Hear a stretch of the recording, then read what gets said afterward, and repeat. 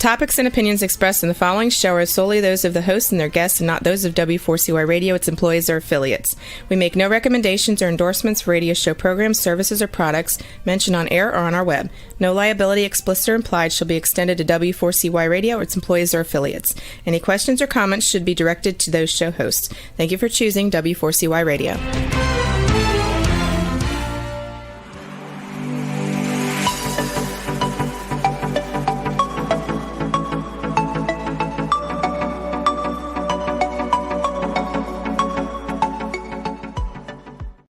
Well, good afternoon and welcome to the show. I'm Bill Martinez. Great to have you with us. We hear chants from the Pacific to the Atlantic here in this country of ours, shouting that from the river to the sea. And this is happening in universities across the country, sadly. And these kids, you question, I thought they were there to be educated. Instead, it looks like they were there spending a lot of money, in many cases, their parents' money, as much as $100,000 a year for this education or indoctrination, as it seems to be.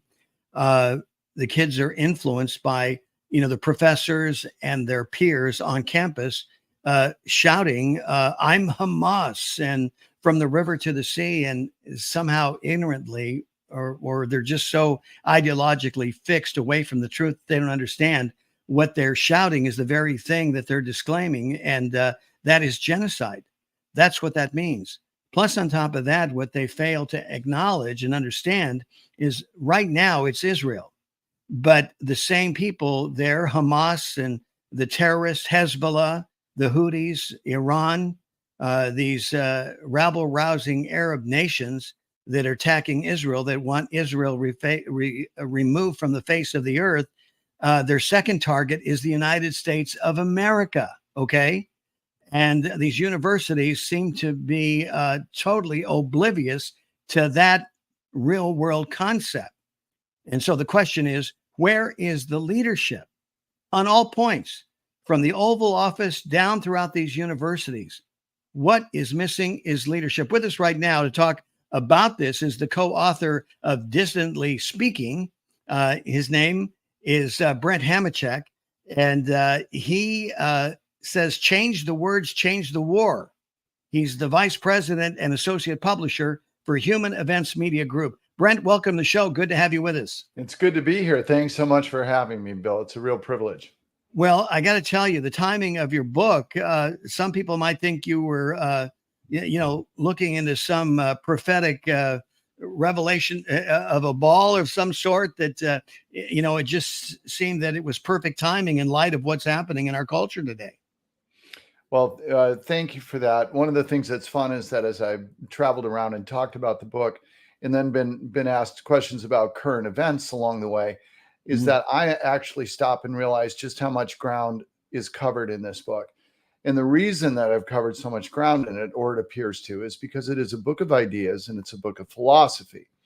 So what happens then is that philosophy is something that you carry along with you and then you apply to what's taking place. Whatever it might be. So allow me to apply a little bit to what we're seeing here on the college campuses. First of all, within the book, I have a chapter that's dedicated to the political division in America. We use the terms right and left, and I make the argument, I believe quite compellingly, that those two terms mean absolutely nothing in any sort of real sense. They're just insults we use. Yeah. But I do argue that there's two teams in America, team right and team left. And they have platoons on each team. And one of the platoons on team left is the pro-Palestinian platoon. And right now, that platoon is the most important platoon on that team. And it has risen in elevation. It's at the top of the team chart. And it is in the field, and it is garnering attention from the rest of team left. That's what you do. You cheer for your teammates. And so we see it gaining all sorts of attention and a bit of power and influence. And I say that because even while we see police being called into campuses and finally making some arrests, let's make no mistake, the inmates are running the asylums on these 48 plus campuses. Exactly. Where these things are taking place. And so this is all quite predictable. There's different elements at work. There, of course, is the George Soros element that is funding these activities. And importing everything from food to protesters to Antifa members. We know from our reporting at Human Events Media Group, the post-millennial, folks like Andy No and Jack Posobiec, we know Antifa is involved in these. Right. So there's an outside element stoking it, but in terms of the students themselves, you know, what's taking place here? And I make an argument in the book, and I'll make it here on your show, that human beings are not fundamentally good creatures. They're fundamentally quite nefarious. In order for any movement to really be successful, it needs to have a strong element of hate within it. What we're seeing right now on the college campuses is just this simple, and that is students on these campuses have been given permission to organize in groups and hate other people, break things, swear, throw things, and do harm. And this isn't something that we should be surprised about. This is who and what we are, and we need to be grips with that. Yeah, and this is why we need a moral code. Without a moral code, everything is cast to the wind. And this is what's happening exactly as you're saying this, Brent, because there's no restraint on this. You know, the selfishness and incivility is running rampant. I mean, what next? They just decide, okay, I'm not going to stop at a stop sign anymore. I'm not going to obey the laws and violate you know, the trust of their fellow man, because we exist in this society and we can cohabitate when we can count on the other person stopping at the stop sign. Isn't it that basic? Well, it is that basic. I mean, I used to do a lot of business with very affluent people, some of whom would come from much inherited wealth, and they were what we would call trust fund kids. And of course, this doesn't apply to everyone, but I had somebody explain to me once when we were watching the reckless sort of business behavior of one of those people. He said, you know, so-and-so has lived a life without consequence. And that was a very interesting statement that stayed with me for years. And so what happens to human beings when they're allowed to live without consequence? Well, I'd suggest what happens to them is what we're seeing at Columbia and UCLA and elsewhere. Right. There is a calculation at work. It's a rational calculation on the part of these seemingly irrationally behaving students. And that is, I can go into the library, barricade the doors, break a bunch of stuff, destroy property, and nothing is going to happen to me. Now, you give any human being, almost any human being, that opportunity, and they will go out and they will lock themselves in a library and they'll break windows and destroy property. Or they'll go in and smash and grab retail stores. That's right. In California, up to $1,000, no harm, no foul. So the culture has conditioned. I mean, we had the Summer of Love after the George Floyd riots. And look at all the damage, anywhere from $2 to $4 billion of damage, loss of jobs, loss of life, injuries to police officers and others. Unbelievable what happened, that the media, who I believe is all complicit in this, because they're failing to do their job as journalists and report objectively. They're reporting out of their biased political bubble. And so they tell us, as buildings are burning in the background, that this is, a mostly peaceful riot, right? Well, they do. They don't. It depends. I actually do something that sounds like a form of likely, self-inflicted torture to your audience members. But I get a kick out of watching ABC World News Tonight every evening with David Muir. Why would I do such a thing? I have a ton of admiration for how they do what they do. The level of propaganda, the cinematography, the subtleness with which messages are delivered is really quite remarkable. That said, I watch them every night. That's as mainstream media as you can get. I watch them struggle with how they're portraying this, because they don't want to appear to be anti-Israeli. They certainly don't want to appear to be anti-Semitic. And yet they also want to make sure that they support Team Left. Yeah, the media is not. The media is not part of Team Left. They are a supporter of it. Right. And so, Well, you see, you're exactly right, Brett. See, this is what creates the problem is that once you're so ideologically fixed, it really ruins your ability to be objective. I want to remind everybody we're talking with Brent Hamachek. He's the co-author of Dissidently Speaking, Change the Words, Change the War. He's also the vice president and associate publisher for Human Events Media Group. Brent, go ahead and pick it up from there. right. Well, so the mainstream media is struggling with this. I can tell you that conservative media is struggling with this. And the reason they're struggling with it is because if you're a conservative commentator and you appear to be too pro-Israel, then what happens? Well, on social media, which everyone seems to worry quite a bit about this alternative universe in which we live, on social media, you immediately are being called as someone who supports genocide. By the way, the mere use of the word with regard to what's happening with the Israeli military action and calling it genocide is just preposterous. It doesn't mean that you have to agree with what Israel's doing. You can even think it's awful, terrible, and everything else. Stop using the word genocide. If it were genocide, every Palestinian in the West Bank, Gaza would be dead. They would kill them all. That would be genocide. And that's not what's happening. So let's refrain from hyperbole and silly language if with regard to that. But if you're a conservative and you really want to support Israel, you're sensitive to having people say, well, then you're in favor of slaughtering Palestinian babies. And so everybody's struggling with this. And I don't think we should be struggling. In my mind, again, I'm a simple man. I think we just should simply be looking at this in a couple of different ways, but they are different ways. One is, as the United States, as a nation state, what matters to us in terms of alliances, in terms of what they are and where they are. I would suggest to you that having Israel as an ally in the Middle East is an important, useful thing for us. So we should support, in general, our ally. We don't have to agree with them. We don't have to endorse them.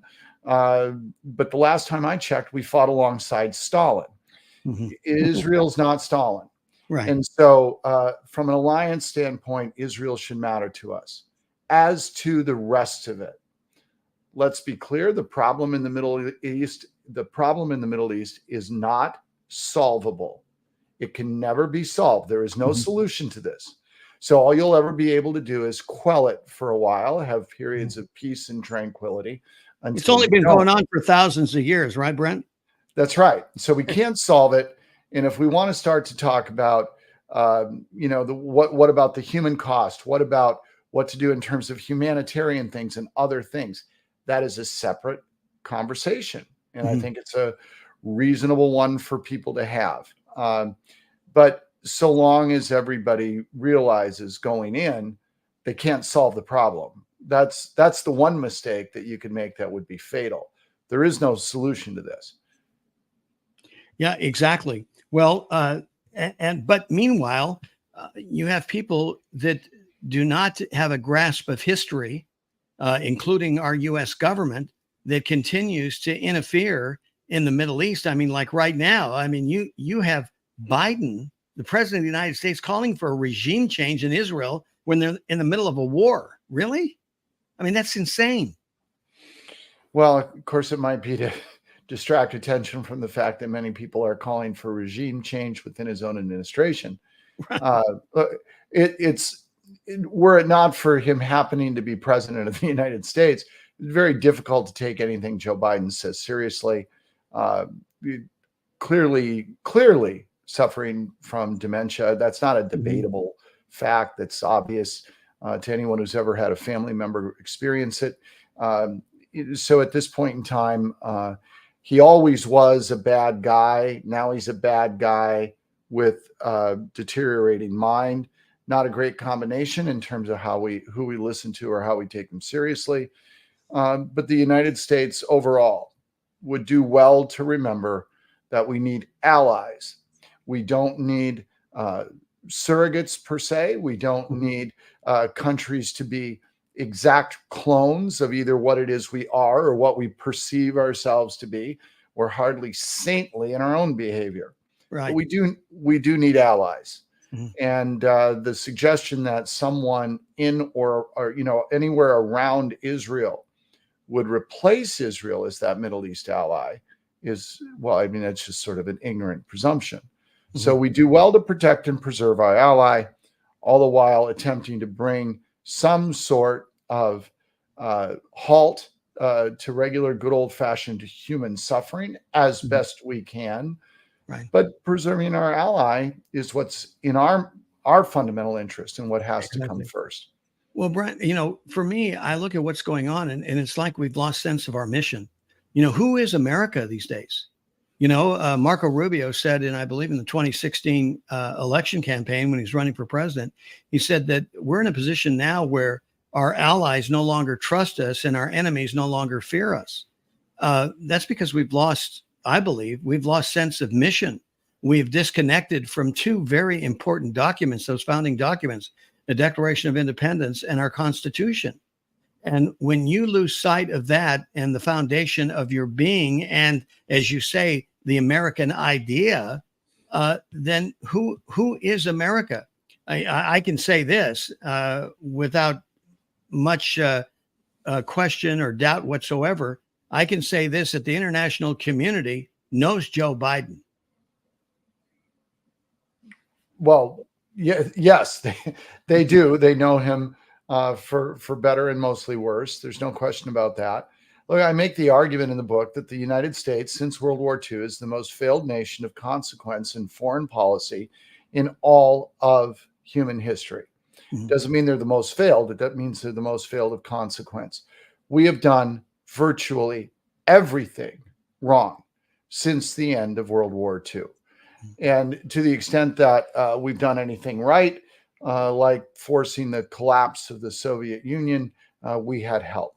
And we also had its sheer waterlogged weight caving it in upon itself. But we make bad choices. We don't make choices based upon any sort of principle or philosophy. You take a look at our recent aid package to Ukraine, which is really an aid package to defense contractors. Just a fraction of it goes to Ukraine itself.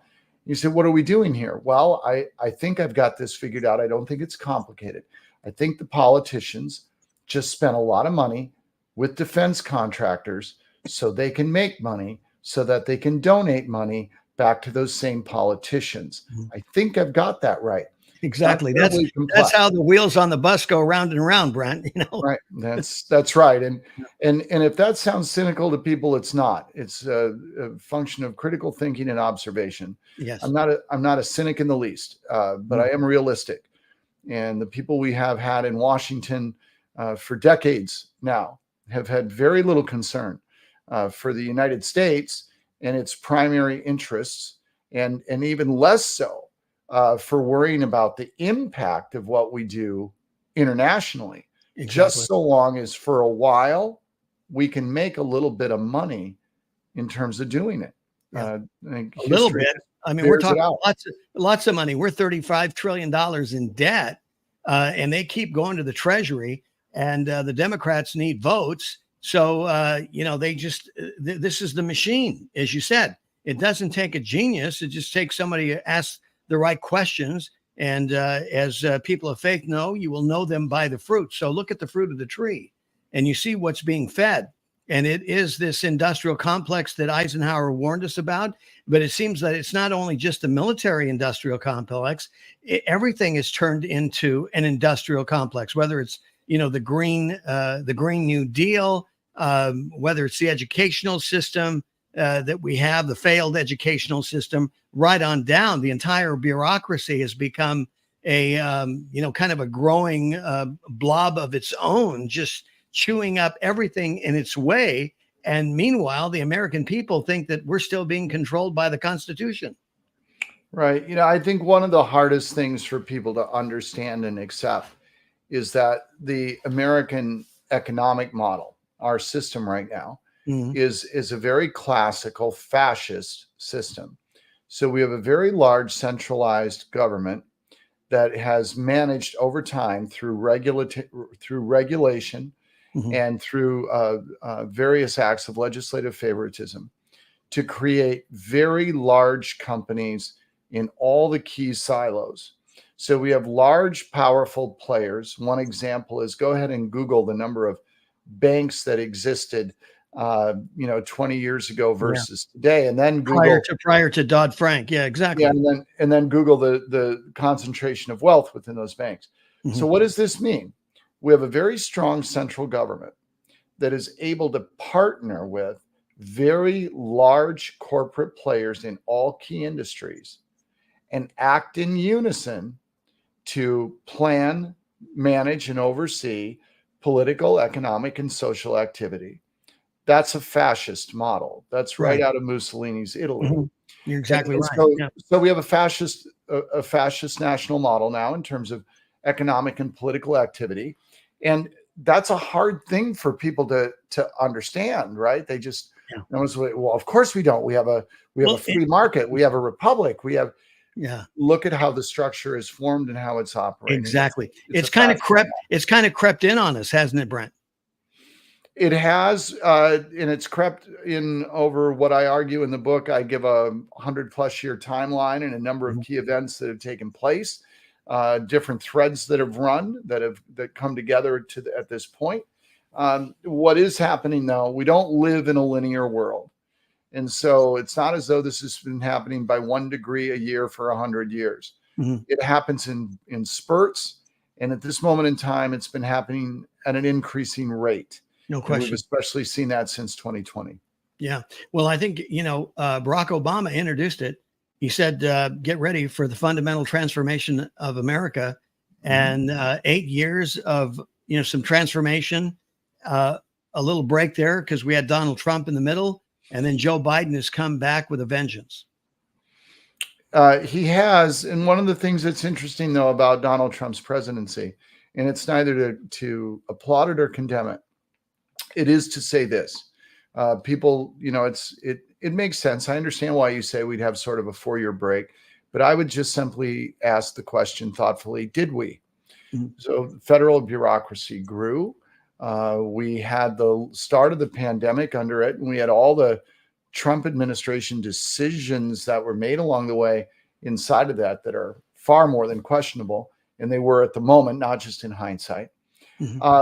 We had a Republican House and Senate to go along with Trump at the start. They didn't accomplish anything legislatively except a very bad tax bill. Right. And the First Step Act, which to me was in general a good piece of legislation. So did the Trump presidency really give us any kind of break? And I bring the point up for this reason. We're in an election year. And here's what I fear. I don't fear the obvious, which is Trump losing to, say, Joe Biden or whoever is on the ticket. But there's a reason why, even if you're a Trump supporter, you should at least, if not be afraid of him winning, you should make sure your eyebrows are raised a little bit and you're paying attention. Because if he wins an election, how many people will go like this and say, there, we did it. Look at that.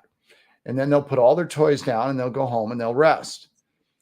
Donald Trump was just president 8 years ago, and look where we are.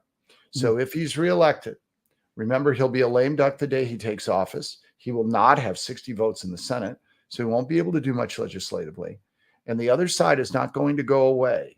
And they're going to come at him even harder than they did for those 4 years that he was in office. So I just share that so people understand we got here over 100+ years. A lot of different people were presidents and senators and representatives and governors during that period of time. If we're going to come out of this thing, it's probably going to take 100 years, and it won't make a whole lot of difference who's president for the first 4. Right. So be mindful.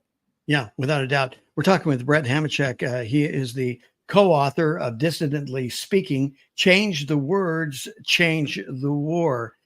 Brent, this is why, in talking about Donald Trump in these 4 years, this is why we've been saying, number one, is critical, his choice of vice president. It has to be a vice president that can pick up the baton and take it. I mean, you've got Obama and Biden, in essence, having 12 years. This is an opportunity for Republicans to have 12 years, 4 more with Trump, and 8 with his successor, we would expect that to be his vice president choice that would carry on the baton. But beyond that, we've been insisting that you've got to send reinforcements with Trump. You have got to, hit the downline ballot in such a way that you're sending quality congressmen and senators from your state to reinforce what you want accomplished. I mean, clearly what we're seeing, as you said, the resistance is so forceful, not to mention the fact that, for the Democratic Party, power and control is the very air that they breathe. It's not about, good policy or good legislation. It's only about power and control, in my humble opinion. And maybe I don't know how to alter those words, because I'm looking at the fruit of their administrations and how they vote. And I see it that they're so ideologically fixed that it's going to be, like you said, maybe 100 years of experience where that they realize that, gravity still exists. Well, and your point is well taken about, that sort of downline sending the right people. But it's not about sending a Republican instead of a Democrat. It's about sending a decent Republican, and good luck finding one. I mean, people oftentimes, when somebody's kind enough to have me on their show like you are today, they'll rattle off a list of Democratic House members and senators who they see as, a big part of the problem. And, and I'll kind of say, I agree. And how about Mitch McConnell? And how about Speaker Johnson? And, a handful of other Republicans I can name. These people are just as complicit and just as duplicitous. And why do you think that is, Brent? Why do you think that is? Oh, I think the answer to that is quite simple. I think that in general, Angelo Codevilla had it right in 2012 when he wrote about the ruling class. I think that the people that go to Washington either go there for the purpose of maximizing power, profit, privilege, and prestige, or if they don't, soon upon their arrival, they learn about their ability to do so. Yeah. And then they become corrupted by it. And exactly. I don't think they end up caring at all about the people that sent them, the promises they made. Easier to run, by the way, on a promise than an accomplishment. So they can just continue to promise. But in the meantime, they benefit themselves extraordinarily on a personal level. And we become their subjects. Yeah, I think it's in some sense, in terms of, I've always believed that people should be given a fair chance to be successful. Fair chance to win is what I call it, Brent. And we're sending people who maybe for first day are, like you said, well-intentioned. They give you the promise on the, campaign trail and all that good stuff. And then we send them into the belly of the beast. And as soon as they get there, they're immediately shocked with the reality as they go through orientation. And they tell them, first of all, I ask them, what do you think your number one job is? And they go, well, I've got my constituents say this and that, and this is what I should focus on. They go, wrong. Your number one job is to get reelected. So you got to think in terms of everything that you do here promotes your reelection. So suddenly all those promises, all those things, for your constituency back home, they become subordinate to you being reelected. So, that's the paradigm. And that is the disease of the entire Beltway. This is what they think. Just like you said, you laid it out. It's power, it's control, it's self-aggrandizement, it's taking advantage. It's doing what Nancy Pelosi has done over the years and other politicians. I mean, what is she worth now? $134 million on a less than $200,000 a year salary. You've got Kamala Harris. I know these are Democrats, but you can say the same thing with Republicans. I'm just familiar more with them. Kamala Harris, I think when she entered in as vice president, was worth something like maybe $3 or $4 million. Now she's worth over $13 million in less than 3 years. So to your point, this is what happens. This is how the Beltway just chews these people up. And here we are, we keep voting them in and we throw them into the machine. And then we wonder why we don't get what we paid for. Right. Well, and it is a direct reflection of the actual people themselves being elected. You talked about the machine chewing them up. You can't chew steel. and Yeah. we don't send steeled people. We're America's best and brightest don't run for office. If there's anybody, perhaps there might be two requirements to run for Congress. The first is that you take an ethics course, and the second one is that you passed it. Yeah. Because certainly we aren't sending people there with any sort of ethical foundation. We have 435 plus another 100, 535 folks who are basically pure moral relativists. Right. And their daily calculation is to maximize pleasure and avoid pain. And that all comes at our expense. It comes at minimizing our pleasure as Americans and maximizing our pain. And this has been going on for a very long time. It gets worse with each election cycle. We seem to, just when we think we can't go any lower with the people that are in Washington, we find a way. So we'll see how deep we sink this November. Well, unfortunately, it's the ugly side of the human condition and our levels of creativity. We were warned of this, and we see it happening before our eyes. And Brent, I think some people, they're ready to throw their hands up in the air and just say, I surrender. Barring God himself coming back to straighten this out, this is such a mess when you have, politicians that are so willing to kill babies in the womb, to alter the gender of young boys and girls, to expose them to pornography, levels of pornography that you and I, couldn't even get close to when we were kids. Now our kids can go in the library and have access, or even in classrooms, be, told to, read pornographic books. I mean, this is just insane where we are, and it's untenable. I mean, this destroys societies. And here we are, when you consider that the average nation historically lasts about 250 years, it's as if America is approaching its expiration date. What do you say? Well, it could very well be. So a couple of thoughts. Number one, with regard to people getting ready to throw up their hands, my thought is this: don't. And don't throw up. By saying don't throw up your hands, I don't mean that you have to get involved in political things. One of the big mistakes that we make is to think that, all we can do is sort of run for office or vote for the right person who's running for office. There is an extraordinary amount of work that needs to be done, one human being to another, to try to restore the ideas that natural law, individual liberty, human freedom matter, and to show people that those things are increasingly being taken away. You don't have to run for office or cast a vote to be part of that fight. There's all kinds of things you can do, whether it's at your dining room table or in the public square in your town. So don't give up. For those who are waiting for God to come and help, I would suggest this. He already did. And what I mean by that is man has four things that no other living creature has. We have reason, free will, a conscience, and a capacity for faith. And if one believes in God, then we have to say God gave us all four of those.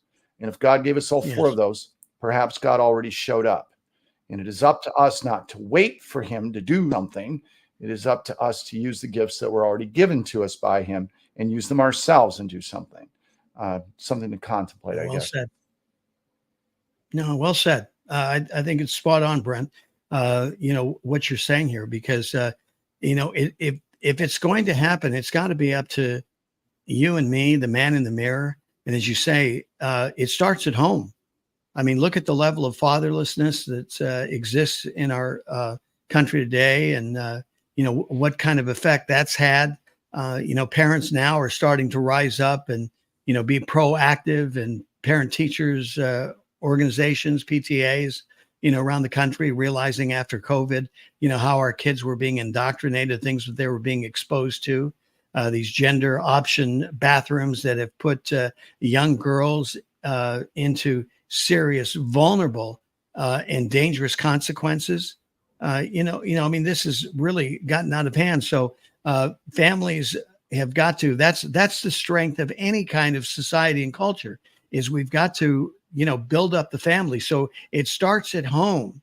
And when it starts at home like that, you have an organic response naturally, because you will be all the wiser and understanding that you need to have, representatives in your local government, because that's where things happen a lot faster, right? As opposed to the federal level. Things do happen faster at a local level. Local levels matter.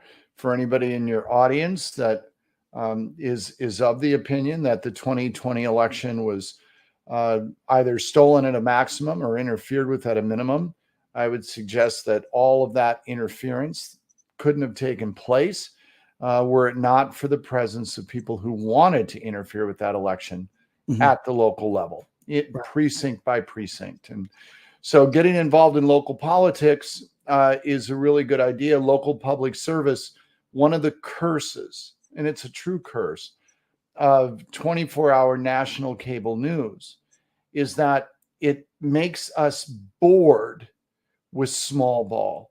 We get to turn on our TV 24 hours a day and we get to watch some national figure, whether it's on Fox or MSNBC or whatever your station of preference is. And they're all talking about all the big national issues. And then you say, well, what about my local zoning committee?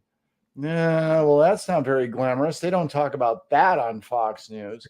Exactly. And so there's a seduction that comes with being given constant access to seeing the higher level, and we lose track of the importance of serving at the lower level. Exactly. But that is from which all things come. So fight the boredom and get involved. Yeah, maybe like the way you're pointing this out is what we're seeing is at the federal level, even though, like you say, sometimes, we got to be careful not to become anesthetized by what's happening on the federal level. But you need to understand if it's happening on the federal level, it starts at the local level.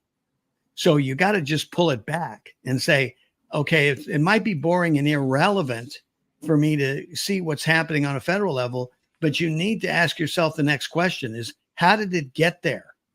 How did it get to the federal level, if not by the local level, starting it out first, don't you think?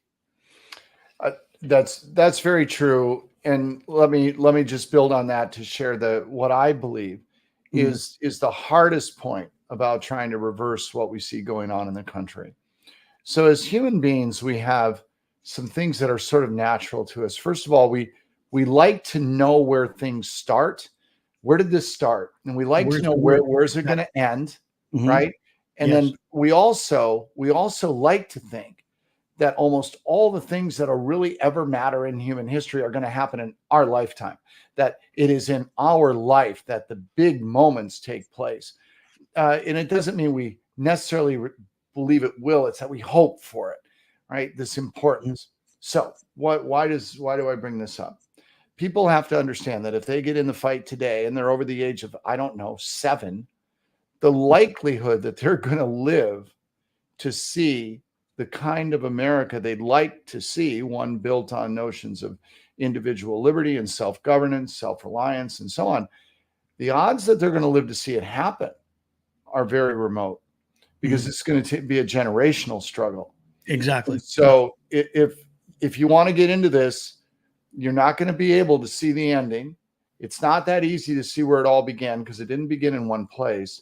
And oh, by the way, if you want to think it's in your lifetime that it's all going to change and you're going to live to see it, think again and be committed to do something that's going to have long-term lasting value. Maybe you'll be remembered, maybe you won't be, but you will be important if you join in the fight. Yeah, that's a good point. I mean, we all have a role to play. God willing, if America is to come back, if it is to be revived. The good news, I guess, for those of us is to understand that America thrived, in the early years when it held to its principles. It's when it lost sight and the attacks on this democracy. I mean, we were an irritant to the world and the world leaders, because, here it is, you got these crazy colonists that decide, they don't want a king. They don't want to be like us. They want the people to be kings. Are you kidding me? These guys are messed up. I mean, this threatens their own rule and reign, doesn't it? And so here it is. We come in with this idea as put in our Declaration of Independence, this great American idea, and we stated even further in our Constitution. And look what happens. I mean, in a matter of 100 years, America has turned the world on its head because of the level of success we've been able to have. But as you said, something good cannot happen without an adversary. And so at the same time as America was growing, you had these antithetical forces who have come in to pollute this American idea. Some people want to say, oh, well, America started going down in the mid 50s. I say, well, it's back probably, the truth be known, probably in the middle 1800s. You can go back and start seeing the signs. And then, of course, when you turn the corner in the early 1900s, when public education came into play and there was a takeover, almost by default by progressives. And here it is. I mean, this is in the midst of, founding fathers and people still, not so much the founding fathers still around, but other originalists who were there that realized that morality and religion was so important. And they allowed these anti-religionists to come in and hijack our education with a specific purpose in mind as they continued their slow but progressive march through the institutions of our country that find us where we are today, Brent. Right. Well, and so something like, the idea of religion being important, understood. I get that. And then the other side of that is, of course, whose religion.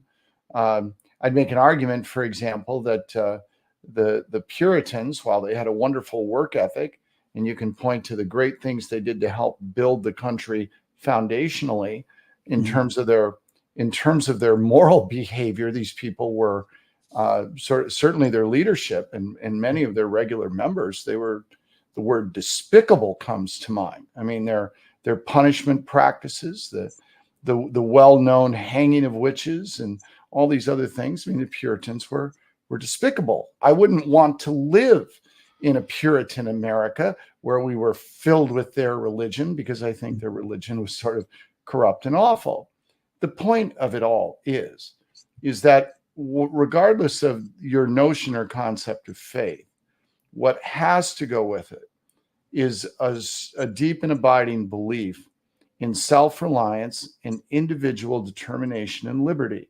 Because that way, my faith, your faith, however they might be expressed or be different, can't harm one another. We've gotten away from that. So because we've gotten away from faith versus religion. Religion is what man created. I mean, even Jesus hated the religion, religious, so again, these are words that are important as you talk about in your book, right? They are. And so that's, the recognition that, as we face a certain form of totalitarianism in the country today, that's quite secular in nation. We've faced totalitarian situations even before this country was formed that was more religious in its orientation, right? What's the lesson? The lesson is that throughout almost all of human history, the many have been controlled by the few or the one. And since that's been the condition of man for most of human history, in most places, right, we have to start to ask, is that our natural state? I would suggest that it is. I think so. It's not that we're meant to be free. It's that we aspire to be free. And that means in order to stay free, it's going to take even more work than our founding fathers might have imagined. Well, and this idea of liberty, to me, this is what it's all about. And this is God given, even our founding fathers understood that. They refer to it as an inalienable right, not given to man by government or politics or anybody who was in office at the time. This is a natural consequence and gift from God himself. But apart from God, you don't understand that. And that's part of the problem, is that man without God is lost, and it rises, lowers, whatever direction you want to say, to its fundamental raw instincts, and that is that power makes might, strength makes might, and it is governed by those who are have enough power in order to overcome the weak, and so the weak end up complying and follow, and so you have a small group of people in charge. Yes, that's correct. And the whole notion of, we have quotes from our founding fathers about the need to have a God to hold a society together. You can even go back to arguably one of the most famous atheists of all time, Friedrich Nietzsche, who in the late 1800s, everybody knows his great line where he said, God is dead. But they don't know the context in which he was offering it. He was offering that by saying God is dead because man's killed him. And he was looking at modern society at that time and think about the comforts we have today. And basically he said that people were outgrowing this God notion because of their comfort, and they killed him off. Now, you would think that Nietzsche would think that was a wonderful thing because he thought the idea of God held people back. But he was concerned because he was concerned, I guess basically you could paraphrase by saying he didn't know if men were ready to have God be dead just yet.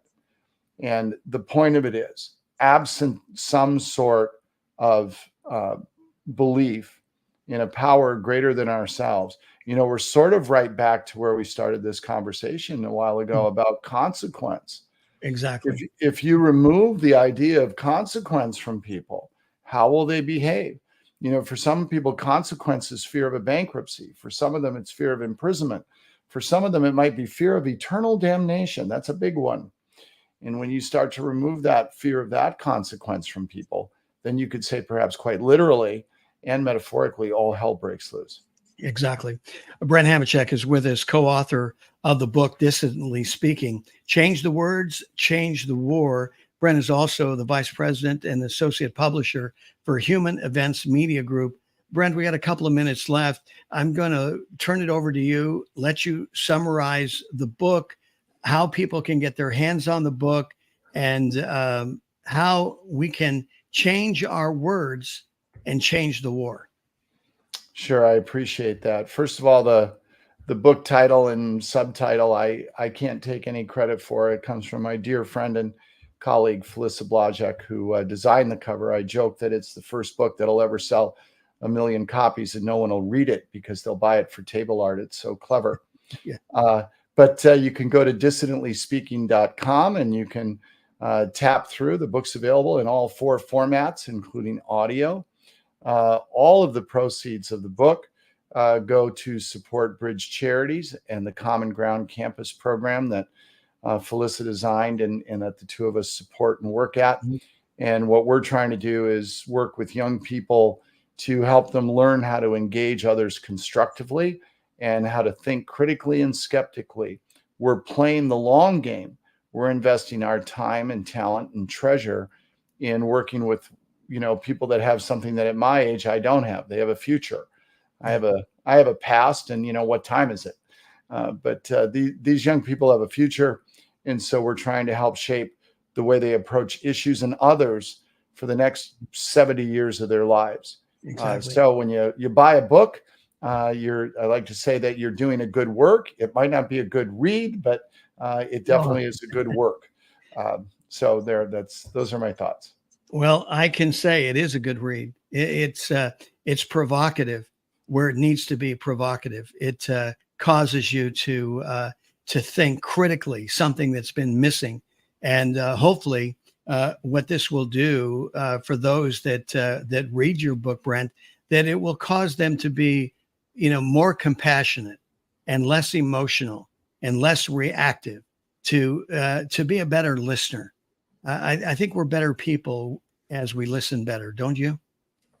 Look, all we're trying to do is we're trying to flip 2 words in the English language, and we're trying to get people to stop saying it is. We're trying to get them to start asking, is it?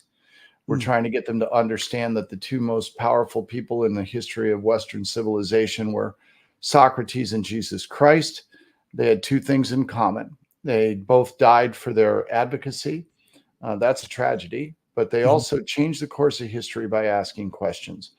And so we want people to ask questions and engage others and to make them think, and hopefully in the process make themselves think. And thinking, we think, is a good thing. Yes, exactly. Brent Hamachek, you're awesome. Thank you so much. Thanks for having me. For blessing us greatly, and congratulations on the book, Dissidently Speaking. Have a great day. Be blessed, my friend. Thank you. Thank you. You too. And thank you, ladies and gentlemen, for sharing a part of your day. Hopefully this has been a blessing to you. Get a copy of Brent's book. This will cause you to think differently. It'll cause you to be more mindful of the words you speak and where your heart is coming from. On it, this will, I know this will bless you. Thank you again for being with us. May God bless you and keep you. May His face shine upon you and give you peace. Thank you for being with us. Take care. God bless.